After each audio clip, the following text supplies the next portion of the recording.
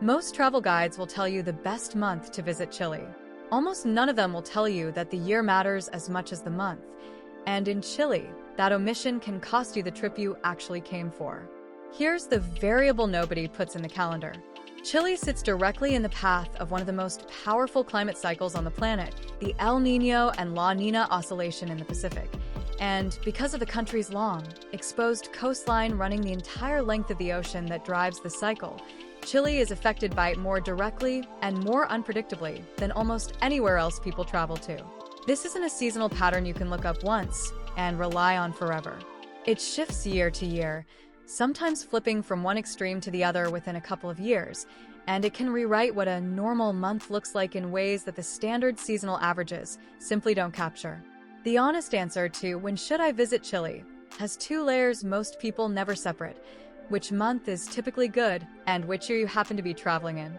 Start with what El Niño and La Niña actually do to Chile, because once you see the mechanism, the rest makes sense. In an El Niño year, the Pacific warms in a band that shifts weather patterns across the entire hemisphere, and for Chile this typically means significantly wetter conditions than usual in the normally bone-dry north, including the Atacama Desert, the driest non-polar place on Earth, which in a strong El Niño year can see genuinely unusual rainfall events and even flash flooding capable of closing roads and disrupting access to sites that are reliably open in a typical year. The same El Niño pattern tends to bring milder, sometimes wetter winters to the central region around Santiago, which matters directly for anyone planning a ski trip to the Andean resorts outside the capital, since El Niño years have historically produced some excellent, heavy snow ski seasons in central Chile, a case where the same climate shift that disrupts the desert can be very good news 1,000 kilometers south. La Niña tends to push the opposite way. Drier conditions across much of the country, including reduced rainfall in the central valleys and potential drought stress in the wine regions, along with effects that ripple down into precipitation and temperature patterns in Patagonia as well, though the far south's relationship to the cycle is less uniform than the north's. The specifics shift from event to event in both strength and exact regional impact, but the broad lesson holds steady.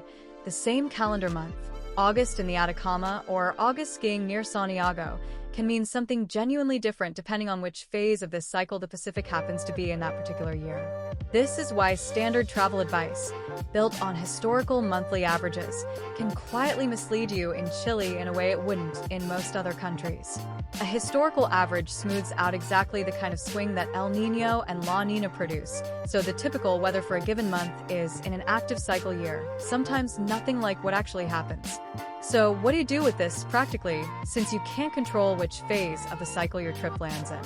The first move is simply to check before you book, not just the seasonal forecast, but the current El Niño/La Niña status, which meteorological agencies and climate outlooks track and update well in advance of any given travel season. This single piece of information reframes everything else you plan. If you're traveling to the Atacama during a year with an active El Niño event forecast, it's worth building extra flexibility into a desert itinerary that would otherwise assume guaranteed dry, stable conditions, checking road and site status closer to your dates rather than assuming the desert's usual reliability holds. If you're chasing snow in the Andes near Santiago, an El Niño year is, somewhat counterintuitively, often the better year to book a ski trip, not a reason for concern. And if your trip centers on the wine regions and their full-bodied, water-dependent growing seasons, a La Niña year's drier conditions are worth knowing about ahead of a harvest season visit, since they can shift the timing and character of the vendimia itself. The second consideration, layered on top of the climate cycle and entirely independent of it, is the agricultural calendar of Chile's wine country, because the best time to visit Maipo, Casablanca, or Colchagua isn't really a weather question at all. It's a question of what the vines are doing. The harvest, roughly February through April depending on the variety and the specific valley, is when the wine regions are most alive.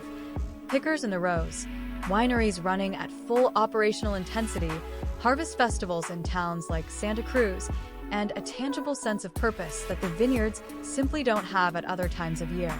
Visit in winter, June through August, and you'll find the vines dormant and the valleys quieter and starker. Beautiful in their own way, useful if your priority is empty tasting rooms and contemplative cellar visits, but a completely different experience from the harvest's energy. This calendar runs on its own logic, set by grape variety and elevation rather than by tourist comfort, and it's worth choosing deliberately rather than defaulting to whichever month happens to suit your flights. None of this replaces the basic seasonal shape of the country. Summer, December, February remains warm and dry through the center. Winter, June, August, remains the time for snow in the Andes and a colder, wetter center south, and the broad strokes of when each region is typically pleasant still hold as a starting point. But typically is doing a lot of work in that sentence, and Chile is one of the rare places on Earth where the typical can be reshaped by something the standard month-by-month guide never mentions. The practical version of all this is simple to act on even if the climate science behind it isn't. Before you commit to dates, spend a few minutes checking the current state of the El Niño/La Niña cycle for your travel year, not just the historical monthly weather for your destination.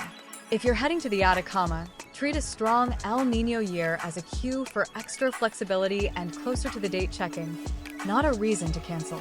If skiing near Santiago is the goal, an El Niño year is often a quiet advantage worth watching for. If wine country is the centerpiece, let the harvest calendar, not the thermometer, set your dates and check whether the year leans wet or dry, since that shapes the character of the vintage you'll be tasting. Most countries reward you for learning their seasons once and trusting that knowledge indefinitely. Chile asks for something slightly different. Learn the seasons, yes, but check the year too, because the Pacific Ocean a few hundred kilometers off the coast is quietly rewriting the rules of the calendar in ways that no monthly average will ever show you in advance. Get the month right and the year wrong, and you can still end up with a desert that flooded or a vineyard that struggled through drought. Get both right, and Chile delivers exactly what the guidebooks promised, which, in a country this exposed to the Pacific's moods, is rarer than it sounds. Thanks for watching. If you found this useful, smash that like button and subscribe to When to Travel. We're all about helping you make smarter travel decisions. Turn on notifications so you don't miss the next one.